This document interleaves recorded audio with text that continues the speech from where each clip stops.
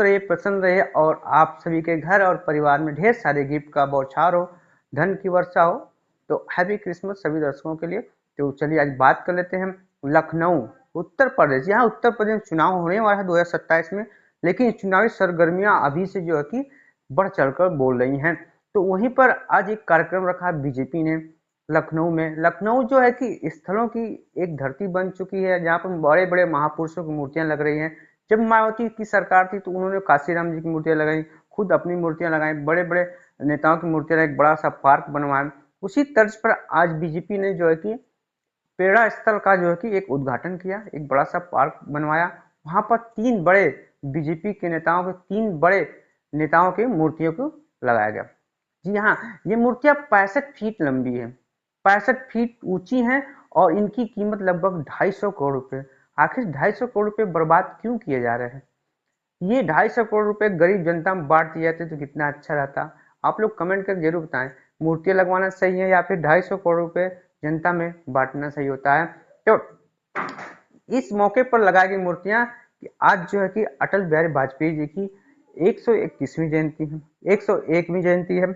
और साथ ही साथ तीन बड़े नेता कौन कौन हैं?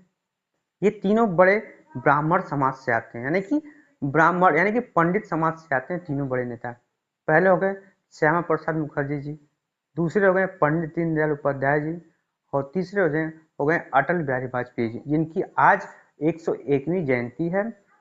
तो इसी मुद्दे को लेकर विपक्ष बहुत ही बड़ा निशाना साध रहा है सरकार पर और बीजेपी पर कि क्या ब्राह्मण समाज ही केवल जो है कि उत्तर प्रदेश में वोट देगा बीजेपी को?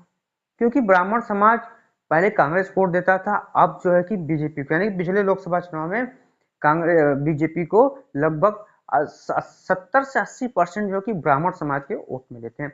और विपक्ष भी आरोप लगा रहा है कि ठाकुर वर्सेस, यानी कि ठाकुरों को और ब्राह्मण आपस में भिड़ रहे हैं, ठाकुर वर्सेस ब्राह्मण हो रहा है।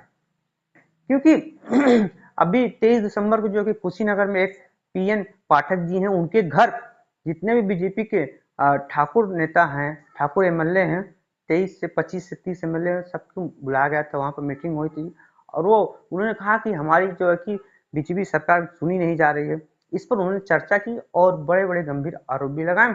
और वहीं पर एआईएमआई के नेता जो हैं वो आरोप लगा रहे हैं कि ये बीजेपी की जो है कि पंडितों की जो कि पार्टी हो गई है या फिर ब्राह्मणों की पार्टी हो गई है।